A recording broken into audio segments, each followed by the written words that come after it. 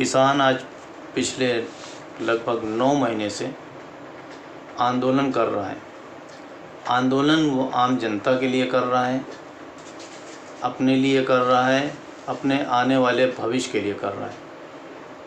किसान जिन कानूनों का विरोध कर रहा है वो कानून किसी भी तरह से किसानों के फेवर में नहीं दिख रहा। 9 महीने गुजरने के बाद भी आज तक केंद्र सरकार का कोई भी नुमाइंदा किसान यूनियन से, किसी भी किसान संगठन से बात करने को तैयार नहीं है। क्या वजह है कि केंद्र सरकार कानून को वापस लेने को तैयार नहीं है और किसान इस कानून के रहते हुए धरना समाप्त करने को तैयार नहीं है, जबकि 5 राज्यों में चुनाव होने जा रहा है और ये वो 5 राज्य हैं जिनसे केंद्र की राजनीति तय होती है। कहा जाए केंद्र का रास्ता इन्हीं से होके जाता है, इन राज्यों से, लेकिन उसके बावजूद मौजूदा सरकार, केंद्र सरकार जो है किसानों से इस बिल पे बात करने को तैयार नहीं है। प्रदेश सरकार उत्तर प्रदेश सरकार तमाम चीज़ें ऐसे करने को तैयार है जिससे किसानों को फ़ायदा हो सकता है, लेकिन जब तक के कानून है तब तक के किसान कोई फ़ायदा लेने को भी तैयार नहीं है। आज इसी बात पे हम लोग चर्चा करेंगे कि 9 महीने आंदोलन के पूरे होने के बावजूद केंद्र सरकार से कोई बात नहीं कर रहा और प्रदेश सरकार किसानों को मदद देना चाह रही, लेकिन किसान वो मदद लेने को तैयार नहीं है। इस चर्चा में हमारे साथ महफूज आलम सीनियर एडवोकेट लखनऊ बेंच के हैं, मुन्ना सिंह यादव उत्तर प्रदेश पिछड़ा वर्ग संघ के महामंत्री, शरद चौधरी भारतीय किसान यूनियन अवध के प्रदेश अध्यक्ष विधि प्रकोष्ठ के, भोला सिंह पटेल बीडीएम ऑर्गेनाइजेशन के अध्यक्ष। शरद चौधरी जी, आप भारतीय किसान यूनियन अवध के विधि प्रकोष्ठ के प्रदेश अध्यक्ष हैं और आप देख रहे हैं कि कानून जो 3 कानून के ऊपर धरना प्रदर्शन चल रहा है पिछले 9 महीने से, उसमें सरकार के किसी भी आदमी, किसी भी नुमाइंदे ने आज तक कोई बात नहीं की। आप ये भी देख रहे हैं कि प्रदेश सरकार तमाम चीज़ें देने को तैयार है किसान को, लेकिन किसान वो चीज़ लेने को तैयार नहीं है जो भी फैसिलिटी देने को चाह रही सरकार। तो क्या आपको लगता है कि किसानों का ये आंदोलन और प्रदेश 5 राज्यों में जो चुनाव होने जा रहा है, इन दोनों का आपस में क्या रिश्ता हो सकता है? देखिए, सरकार की जो मंशा है वह पहले से ही स्पष्ट है। किसान कानून बनाने के पहले जो 3 बिल पास किए गए वह ना ही उस पर राय मशवरे किया गया और ना ही अच्छी बहस और संसद में तौर तरीके से किसान बिल पास किए गए। यह किसान बिल ठीक वैसे ही हैं जैसे जब ईस्ट इंडिया कंपनी ने भारत में अपने व्यापार की शुरुआत की थी और धीरे धीरे शासन सत्ता करके लोगों को, किसानों को गुलाम बनाना चाहा था। ठीक उसी तरह वर्तमान सरकार, जो केंद्र सरकार है, वह जबरदस्ती ये किसान बिल पास करके कानून लागू करना चाहती है, जिसके दूरगामी परिणाम जो पढ़े लिखे किसान हैं वे समझ पा रहे हैं। एक उदाहरण देता हूं। उत्तरांचल में जब अडानी ने सेब की खेती को खरीदा तो उसने पहले अच्छे पैसे दिए। पहले साल उसने 25 रुपए के दाम दिए थे, दूसरे साल उसने दाम और बढ़ाए। लेकिन वर्तमान में जो सेब मार्केट में, मॉल्स में, अच्छी जगहों पर 200 से 250 रुपए किलो बिक रहा है, उसके दाम इस बार जो अडानी ने निर्धारित किए हैं वे मात्र 15 रुपए। अब किसान क्या करे? क्या वह आत्महत्या कर ले? क्योंकि उसे सब चीज महंगी खरीदनी पड़ रही है। डीजल पेट्रोल के दामों के कारण कोई भी चीज सस्ती नहीं मिल रही, चाहे वो खाद हो, चाहे वो पेड़ पौधों, खेती और कृषि में योग्य प्रयुक्त होने वाली और भी रसायन, किसी भी प्रकार के जो चीज़ें किसानी के लिए, खेती के लिए उपलब्ध हैं या प्रयोग की जाती हैं, वे महंगी हैं। और लाइफ स्टाइल भी बहुत ज़्यादा महंगी हो गई। हर चीज़ तो महंगी है, कोई भी चीज़ सस्ती नहीं हुई है। जबकि वादा था केंद्र सरकार का सत्ता में आने के पहले, 2014 के भी पहले, वे इसी महंगाई को, इसी भ्रष्टाचार को मुद्दा बना के सत्ता में आए थे। तो यह निश्चित तौर पे सच है कि राज्य सरकार कुछ देना चाहती है किसानों को, लेकिन यह किसानों को पता है, जो कम से कम पढ़े लिखे किसान हैं, अभी पूरी जागरूकता नहीं आई है। जो गांव के जो अनपढ़ किसान हैं, उन्हें लगता है कि यह सरकार की तरफ से मिलने वाली मदद उनके लिए लाभकारी है, किंतु यह एक व्यक्ति को बेकार कर देने की नीति है। सरकार द्वारा यदि किसी को मुफ्त में राशन या मुफ्त में पैसे अकाउंट में डाले जाते हैं, तो मेरा मानना है कि यह व्यक्ति के क्षमता को कम करता है, वह व्यक्ति आलसी हो जाता है और वो काम नहीं करना चाहता। तो यह एक लालच है, वोट लेने के लिए सरकार कुछ करना चाहती है, किंतु वो किसानों के पक्ष में नहीं है, क्योंकि वह कानून पास कर चुकी है और उन कानूनों का दूरगामी परिणाम भारतवर्ष में बहुत बुरा आने वाला है। और एक पक्ष, एक जो सत्ता पक्ष है या जो उनके अपने मित्र यार हैं, वे करेंगे शासन और पूरी जनता, 90% जनसंख्या सिर्फ गुलामी करेगी। मुन्ना सिंह जी, आपने शरद चौधरी जी की बात सुनी और देख रहे हैं कि 9 महीने होने वाले हैं, करीब करीब 9 महीने हो रहे हैं। किसान आंदोलन ख़त्म होने का नाम नहीं ले रहा, उसमें बढ़ोतरी हो रही है, थम नहीं रहा है। केंद्र ने 3 कानून बनाए और तीनों कानून पे केंद्र अड़ी हुई है पास करने के लिए, कि पास कर ही दिए हैं, लागू कर दिए हैं कि इनको लागू कर दिया जाए। और इस वक्त 5 राज्यों में, ऐसे राज्यों में चुनाव हैं जो केंद्र की राजनीति तय करते हैं। उसके बावजूद केंद्र सरकार आखिर क्यों नहीं कानून पे बात करने को तैयार है?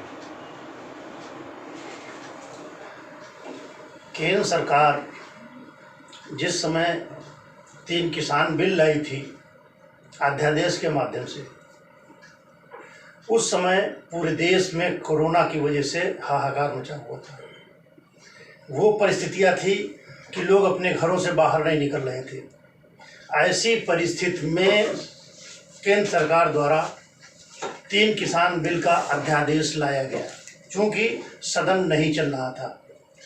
तो इसकी महत्ता केंद्र सरकार के लिए कितनी है, इससे आप उसका आकलन कर सकते हैं।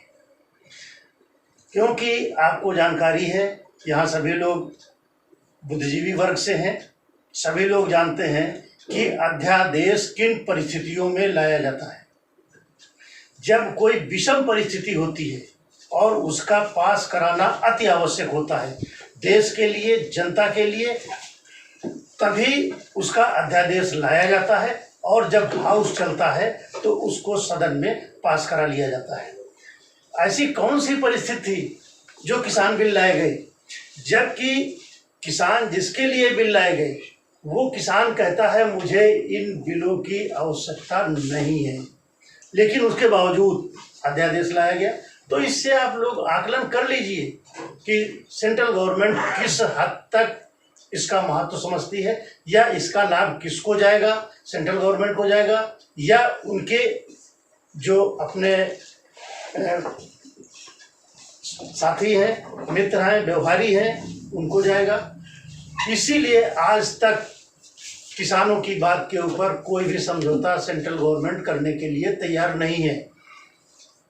किसान कहता है कि मुझे इन बिल की आवश्यकता नहीं है, लेकिन उस बिल के फायदे के लिए सेंट्रल गवर्नमेंट ने अरबों रुपए प्रचार में लगा दिए कि किसानों को इन बिलों से भविष्य में ये फायदा होने वाला है, लेकिन किसानों से कोई वार्ता इसके ऊपर नहीं की गई। सिर्फ उनको फायदे गिनाए जा रहे हैं कि इनको ये लाभ होने वाला है, लेकिन किसान ये समझता है कि भविष्य में इन बिलों से हमें कितना फायदा होने वाला है, इसीलिए वो वार्ता को तैयार नहीं है। सेंट्रल गवर्नमेंट इनके ऊपर संशोधन करने के लिए तैयार है। जैसे वही है कि एक पेड़ खड़ा हुआ है, उसकी डालें तो काटने के लिए तैयार है कि जिस डाल को बताइए उसको हम छांट दें, कम कर दें, काट दें, लेकिन पेड़ हटाने के लिए कतई किसान सेंट्रल गवर्नमेंट नहीं तैयार है। और किसान जानता है कि आज अगर हम कोई डाल कटवाएंगे तो कल एक दूसरी डाल निकल आएगी, लेकिन पेड़ जहाँ का तहाँ खड़ा रहेगा, इसलिए भविष्य में उसका इन बिलों से कोई लाभ होने वाला नहीं है।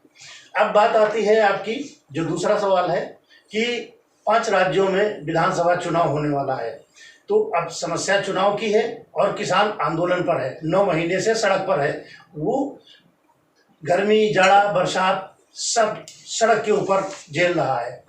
तो नुकसान, वोट का नुकसान स्टेट गवर्नमेंटों का हो रहा है, इसलिए जो स्टेट गवर्नमेंटें हैं वो किसानों को सुविधाएं देने के लिए तैयार हैं और वार्ता करना चाहती हैं, लेकिन किसान की एक ही मांग है कि किसान बिल रद्द किए जाएं, वापस लिए जाएं। इसके नीचे वो किसी भी समझौते के लिए तैयार नहीं है। इसलिए अब जब सेंट्रल, चूँकि अध्यादेश तो सेंट्रल गवर्नमेंट का है, किसान बिल सेंट्रल गवर्नमेंट का है, तो स्टेट गवर्नमेंट ना तो उसको ख़त्म कर सकती है ना उसको वापस ले सकती है, इसलिए वो सिर्फ सुविधाएं ही दे सकती है और उसके लिए स्टेट गवर्नमेंट तैयार है, लेकिन उसके लिए किसान तैयार नहीं है। तो इस तरह से आप देखें कि इसका समाधान इतनी जल्दी निकलने वाला नहीं है जब तक कि सेंट्रल गवर्नमेंट इस पर विचार नहीं करेगी। और किसान की एक ही मांग है कि बिल रद्द किए जाएं, वापस लिए जाएं, इसके नीचे किसी भी समझौते के लिए किसान तैयार नहीं है। महफूज आलम जी, ये आपने रात सुना कि किसान बिल जो तैयार किए गए, जो बनाए गए, किसान उसको मानने को तैयार नहीं है।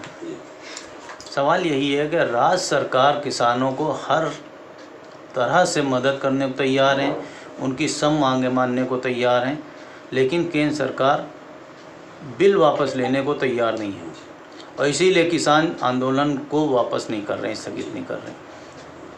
और चुनाव 5 ही महीने बचे हैं, चुनाव 5 राज्यों का चुनाव है और किसान ही बड़ा वोटर होता है। उसके बावजूद केंद्र सरकार आखिर क्या सोच रही है कि चुनाव होने के बावजूद बिल पे बात नहीं कर रही, किसानों से बात नहीं कर रही? क्या वजह हो सकती है? किसी भी लोकतांत्रिक देश में जो सरकार होती है वो जनता के द्वारा और जनता के लिए ही बनाई जाती है। अब कोई भी कानून बनाया जाता है तो उसका कोई उद्देश्य होता है, उसकी कोई आवश्यकता होती है। अब ये 3 बिल जिसकी वापसी के लिए ये आंदोलन चल रहा है किसानों का, ये 3 बिल कब बने? जून 2020 में, जब पूरा देश बंद था, उस वक्त ये बिल पास कराए गए अध्यादेश लाके, जब सदन नहीं चल रहा था उस वक्त ये बिल पास कराए गए। इसकी आवश्यकता क्या थी ये अभी तक सरकार नहीं बता पाई है कि इसकी आवश्यकता क्या पड़ गई ऐसी। कोरोना काल में जब देश बंद था, अत्यंत आवश्यकता, शीघ्र आवश्यकता पड़ गई कि उसको जून 2020 में कोरोना काल में जब पूरी जनता परेशान है उसको लाना बहुत आवश्यक है। उसके बाद जब वो लाया गया तो किसानों ने उस पर आपत्ति उठाई, उस पर आंदोलन किया कि साहब ये कानून हमको नहीं चाहिए। वो सारे कानून तीनों किसानों के लिए ही लाए गए हैं। अगर किसान ही राजी नहीं है तो उसको वापस लिए जाने में क्या प्रॉब्लम है, क्या परेशानी है, क्या अड़चन है, ये आम आदमी की समझ से बाहर है। क्योंकि वो कानून जिसके लिए बनाए गए वो 9 महीने से सड़क पर बैठा हुआ है, धूप में, गर्मी में, जाड़े में, बरसात में बैठा हुआ है और वो कह रहा है ये कानून हमको नहीं चाहिए। बावजूद इसके जो जनता के लिए सरकार है, जो किसानों के लिए सरकार है, वो कह रही नहीं साहब हम ये कानून वापस नहीं ले सकते, इसमें जो कमी हो वो बात सही कर दी जाएगी, लेकिन पूरा कानून वापस नहीं लिया जाएगा। तो किसी भी लोकतांत्रिक देश में अगर जनता किसी कानून को इनकार करती है तो उसको वापस ले जाने में कोई अड़चन नहीं होना चाहिए। और इसको वापस ना ले करके ये साबित हो रहा है कि शायद ये कानून सरकार ने ना बनाकर सरकार के पीछे किसी और ने बनाया, जो इसको वापस लेने के लिए तैयार नहीं है। क्योंकि सरकार तो लोकतांत्रिक सरकार है, वो जनता के लिए है, और जनता को जो कानून स्वीकार नहीं है वो सरकार वापस ले लेगी। उसको वापस लेने में सरकार को कोई आपत्ति नहीं होना चाहिए, परंतु 9 महीने से लगातार इस बात पे अड़े रहना कि साहब इसमें कमी जो हो वो हमसे बात कीजिए, हम इसको कम कर देंगे, लेकिन पूरा कानून वापस नहीं लेंगे, ये बात किसी भी लोकतांत्रिक देश के लिए बहुत गलत है। भोला सिंह जी, आपने सबकी बातें सुनी कि कानून अध्यादेश लाके बनाया गया अर्जेंसी, जिस टाइम इसकी ज़रूरत नहीं थी उस टाइम ज़रूरत थी सिर्फ एक चीज़ की कि देश की जनता को कैसे सुरक्षित किया जाए, उनके खाने पीने की व्यवस्था, इलाज की व्यवस्था की जाए, वो ना करके ये कानून लाया गया। हमारा सवाल है कि 5 राज्यों में चुनाव होने जा रहा है, तो इस कानून को अगर वापस ले लिया जाता है, अगर केंद्र सरकार इस कानून को वापस ले लेती है, तो क्या वोटरों को फ़ायदा होगा या नुकसान होगा? अगर इस कानून को वापस लिया जाता है तो पूरे देश को फायदा होगा। इसके पीछे की राजनीति ये है कि जो बड़े बड़े उद्योगपति हैं, जिन्होंने भारतीय जनता पार्टी को स्पॉन्सर किया है, पैसा लगाया है, वो उसको वापस करने देना चाहते हैं। अगर वो वापस कर दिया, कानून अगर वापस हो गया, तो फिर भारतीय जनता पार्टी की सरकार भी जाएगी। अब वो किसान 9 महीने से आंदोलनरत है,